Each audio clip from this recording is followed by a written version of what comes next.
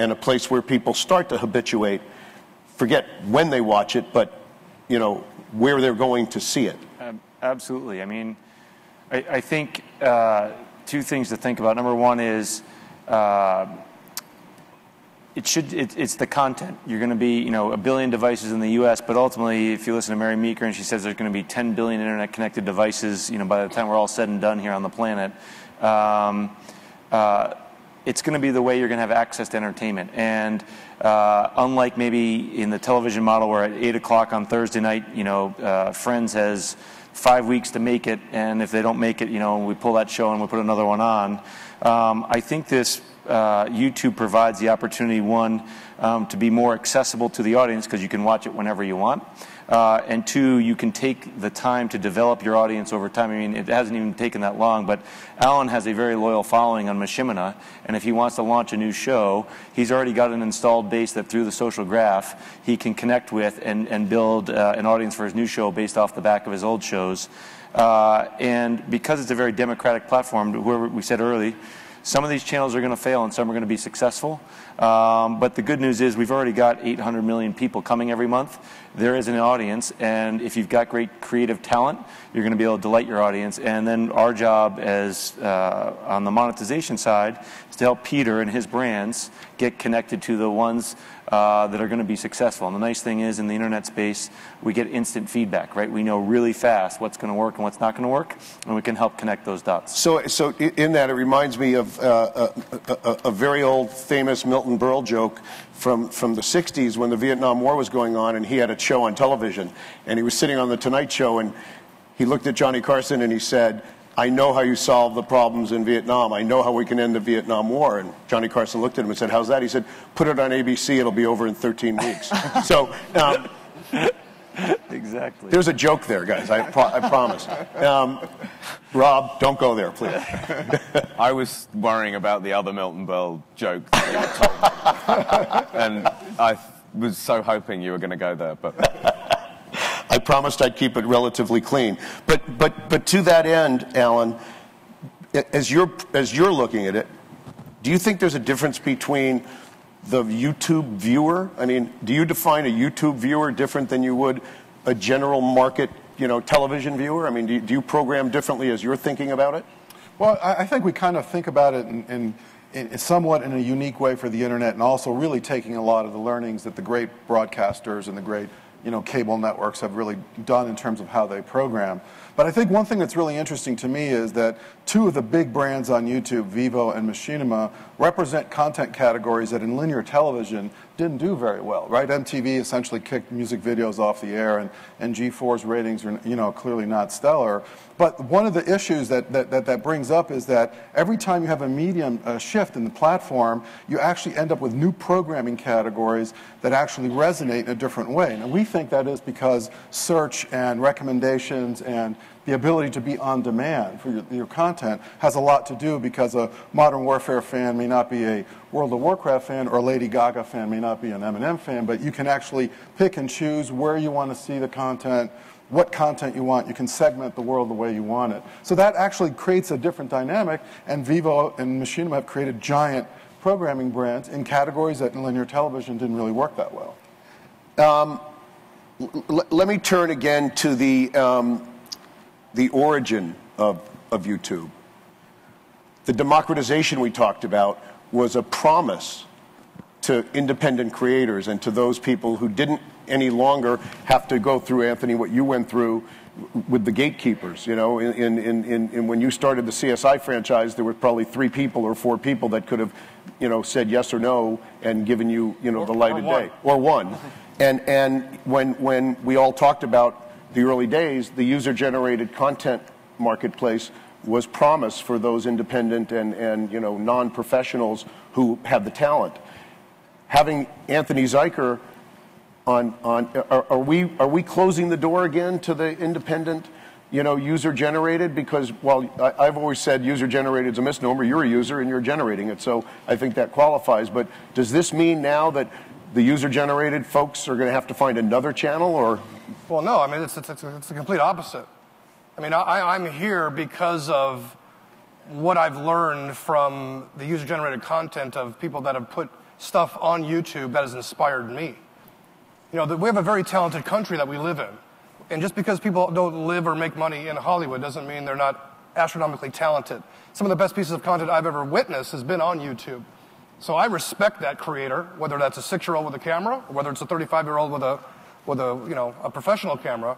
But I respect that content and it inspires me. And I think it's the opposite, meaning that when we do professional content on specific channels on YouTube and understand the relationship between the viewer and the user going back and forth, invariably their talents and comments are going to influence what we do in a very symmetrical relationship between the person that watches our videos and what comes out of us creatively.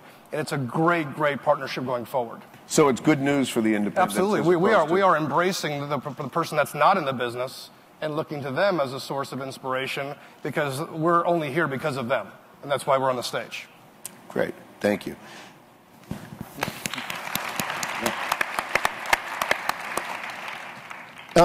Peter, I want to flip back to you.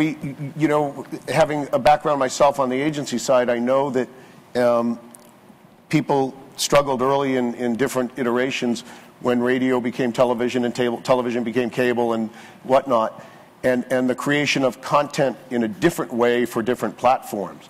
As a marketer, do you have preference? Do you see this platform requiring content creation in a different way to communicate marketing messages, or is it just reformat something you've already done? So I've been thinking a lot about that, actually, and been spending a lot of time talking just in the last couple of days. We kind of do both things. We've created original content that we put up and run today. We also leverage existing commercials, and what's really interesting is consumers have sort of told us what they like and what they don't like because it's just in the sheer number of views. You can have one commercial on YouTube get 8 million views. Clearly something is working there, and you can have others that get 500,000 views. So what can you learn from that? This past holiday we produced, it's kind of a flash mob type execution, but we didn't do it in the traditional way. It was actual content. We actually engineered it and produced it for really viewing on YouTube, but we brought in a director from Glee that brought much more life and really put more robust spin to what we were trying to do. And we were able to generate, just on a 4-minute piece, almost 5 million views in a matter of 3 weeks. And if you look at the total video strategy we had 26 million views before the Christmas season of that across all of our multi-platforms. So content is so, so important. And I think you have to kind of look at both sides of it and figure out what's actually appropriate and works in the space and in the environment. I've got to say that if you ever wanted proof of how fast the world is changing, you just heard a major advertiser use the words, "We did a flash mob execution, but not in the traditional kind of way." And, you know, it's stunning. I think that's fantastic. Touche. So, Rob, the least likely person I'd ask this question will be you, but that means I'm going to do it. If you, Rob Norwood, could launch one YouTube channel that didn't exist yet, what would it be?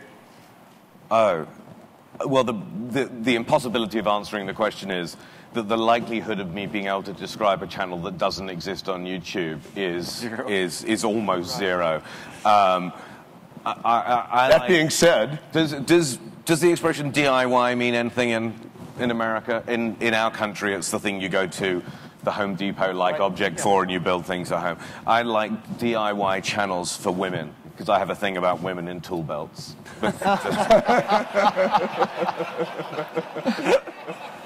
That would probably work really well. Let the record reflect he's taking me to a place I didn't want to go. Yeah. But by the way, that's as close as I ever get to pitching Jaws in space.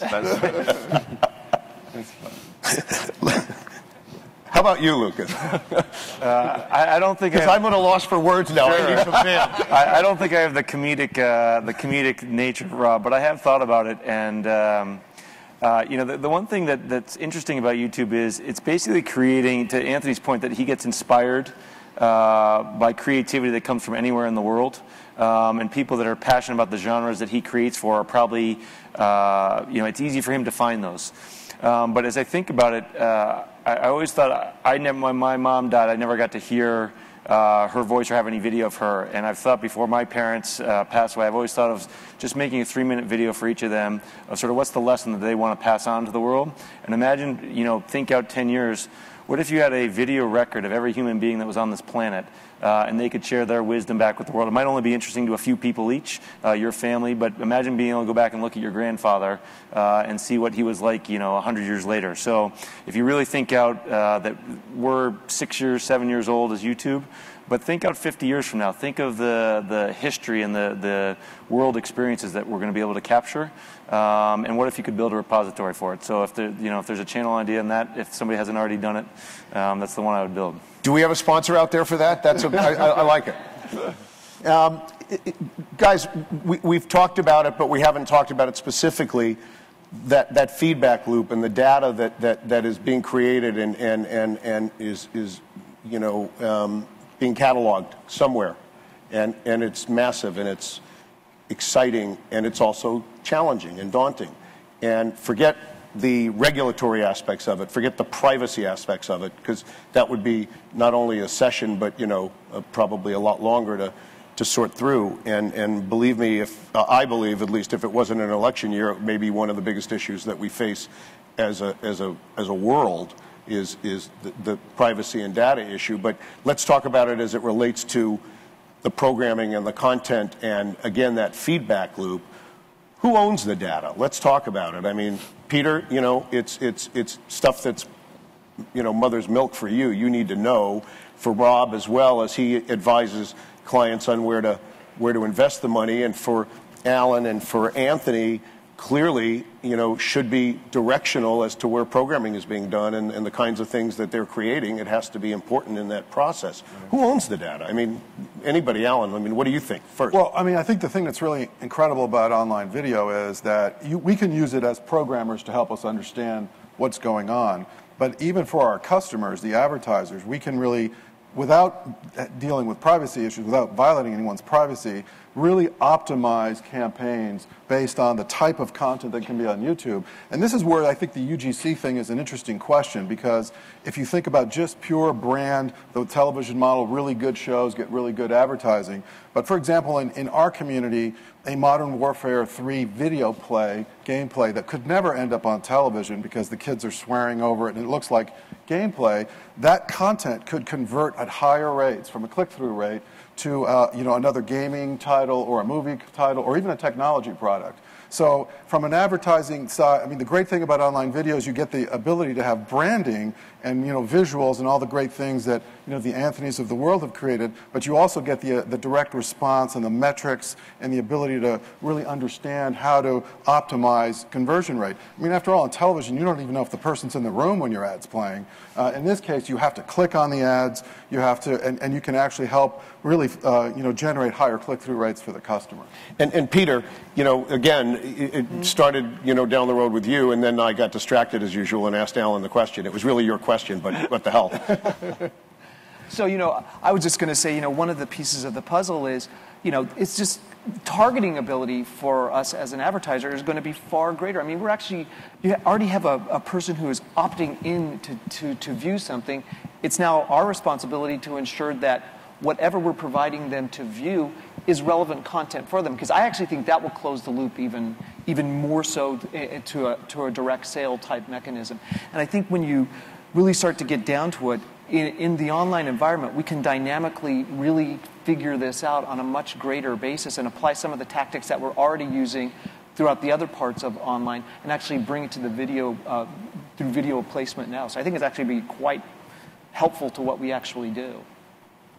So I think about two sets of two. One is personally identifiable information and how very, very careful we need to be with that. And that's our responsibility in our world. I think there's corporately identifiable information as well. So the things that happen in Peter's world and the actions that people take in people's world shouldn't necessarily improve the targeting capabilities of one of his competitors. I think that's his to own. I also think that the data issue is a very different data issue if we think about it in terms of short-term marketing effect versus long-term marketing effect.